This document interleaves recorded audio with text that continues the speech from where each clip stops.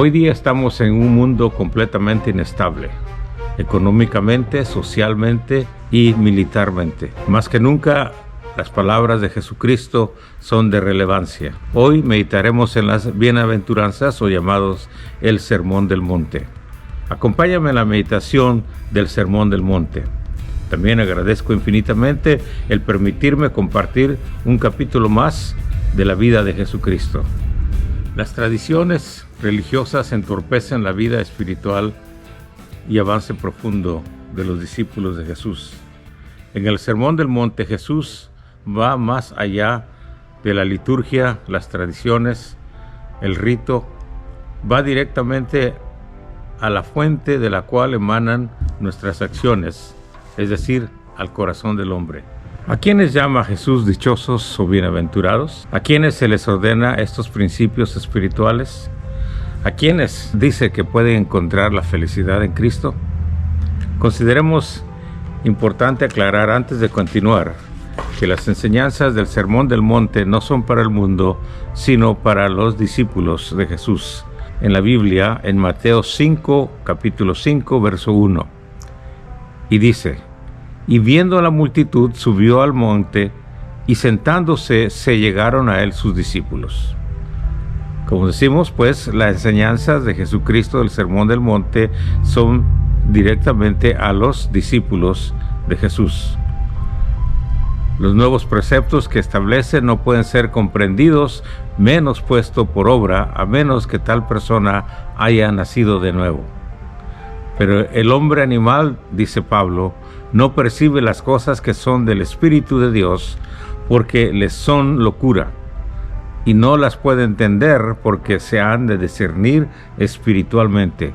1 Corintios 2, 14, con el capítulo 5, verso 2. Y abriendo su boca les enseñaba diciendo. Jesús dijo en otra parte: de la abundancia del corazón habla la boca. Entonces Jesús, vamos a decir, hablando de su corazón, abre su boca. Y dice el verso 3: bienaventurados los pobres en espíritu, porque de ellos es el reino de los cielos. Todo cambio espiritual o mental parte del reconocimiento personal de que existe la razón de buscar una solución o respuesta a esa situación física o espiritual. Los que están conformes con su estado pecaminoso, con precarias adicciones, de conformidad con el mundo, no sienten la pobreza de espíritu, no quieren buscar de Dios, no sienten la necesidad de enriquecer su vida espiritual, de nacer de nuevo, de crecer en el espíritu. Solamente aquellos que reconozcan su necesidad de ser enriquecidos por Dios encontrarán en el reino de Dios entrada. El mundo y sus seguidores se complace con las riquezas de este mundo. El Cristo resucitado en Apocalipsis nos dice, Apocalipsis 3, 17, porque tú dices, yo soy rico y estoy enriquecido, y no tengo necesidad de ninguna cosa, y no conoces que eres un desventurado, miserable, pobre, ciego y desnudo. Así, esa es la definición que Cristo da de aquel que cree que con sus obras, con su inteligencia, con su sabiduría, va a llegar al cielo. No hay otro camino más que en Cristo Jesús. No hay otra sabiduría que nos lleve al cielo, sino la de Cristo Jesús. Por eso dice, tú dices. Jesucristo no acepta. Dice Jesús, tú dices, yo soy rico. Sabemos que el mundo está empeñado en buscar acumular riquezas, pero las riquezas del cielo solo se alcanzan a través de Jesucristo. En el verso 4 dice Jesús, bienaventurados los que lloran, enlutados también podríamos poner, porque ellos reciben consolación. O dice literalmente, porque ellos recién mirarán consolación. A la mente carnal esto es paradójico. Todas las enseñanzas del Sermón del Monte, como lo acabamos de decir, se tienen que discernir espiritualmente. Para entender mejor esta bienaventuranza, nos conviene leer y reflexionar en lo que el apóstol Pablo nos dice en 2 de Corintios 7:10. Porque el dolor que es según Dios hace enmienda saludable, de la cual no hay que arrepentirse. Pero el dolor del mundo obra muerte. Dice Pablo, el dolor que viene de parte de Dios trae salud. O el dolor por alcanzar las cosas de Dios. El llanto, decía Jesús, bienaventurados los que lloran. El rey David deseaba la presencia de Dios y dice en el Salmo 42, verso 1, como el ciervo brama por las corrientes de las aguas, así clama por ti, oh Dios, el alma mía. El cordero cuando tiene sed, brama, llora. Y dice David, así como ese cordero que busca desesperantemente las aguas, así clama por ti, oh Dios, el alma mía.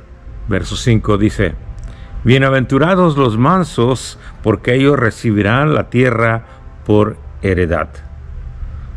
En la sociedad humana es admirado al agresor, al violento, le llaman valiente, fuerte, pero en el reino de los cielos, los mansos son los dichosos. La violencia es una epidemia en las Américas. Cada año cobra la vida de más de 200,000 personas por asesinato en armas de fuego. En los Estados Unidos de Norteamérica, en el año 2021, la muerte número 1 de los niños ya no era accidentes, cáncer, sino muertos, armas de fuego. La mansedumbre es algo que aún entre los cristianos la ven como debilidad en los Estados Unidos de Norteamérica. En este país consideran sacrosanto su derecho de portar y acumular toda clase de armas, incluyendo de asalto militar. Estados Unidos de Norteamérica es la única nación del mundo donde hay más armas que civiles. En el censo del 2019 había 120 armas por cada 100 y en los últimos 2 años esto ha escalado aún a mayor números. Yeshua de Nazaret nos llama a la mansedumbre porque la violencia solo provoca más violencia. Se han levantado Caínes aún dentro de las filas cristianas. ¿Y cómo le define Dios a Caín? En 1 de Juan 3:12 dice, no como Caín, que era del maligno, y mató a su hermano. ¿Y por qué causa le mató? Porque sus obras eran malas y las de su hermano justas. El impío no soporta la justicia ni la paz y el orden. Se complace en la violencia, en el caos, en el asesinato físico o moral. Jesucristo va más allá de las reglas o preceptos del antiguo pacto. Él dijo, oísteis que fue dicho a los antiguos, no matarás, y cualquiera que matare será culpable de juicio. Mas yo os digo que cualquiera que se enojare descontroladamente con su hermano será culpable del juicio, y cualquiera que dijere fauto será culpado de ser quemado por fuego. Como dijimos al principio, Jesucristo juzga al hombre no solo por sus actos, sino también por sus malos deseos. Por eso decimos que solo el nacido de nuevo, solo el que sea guiado por el Espíritu Santo puede cumplir estas ordenanzas. Verso 6 dice, bienaventurados los que tienen hambre y sed de justicia o rectitud, porque ellos serán saciados. Todos sabemos que el sentir hambre y sed son sentimientos de supervivencia, pero un muerto no lo siente. Y podemos decir así que un muerto en sus delitos y pecados no tiene hambre ni sed de justicia de Dios. El discípulo de Yeshua de Nazaret es llamado a morir al pecado, a morir al ego y dejar vivir a Cristo en él.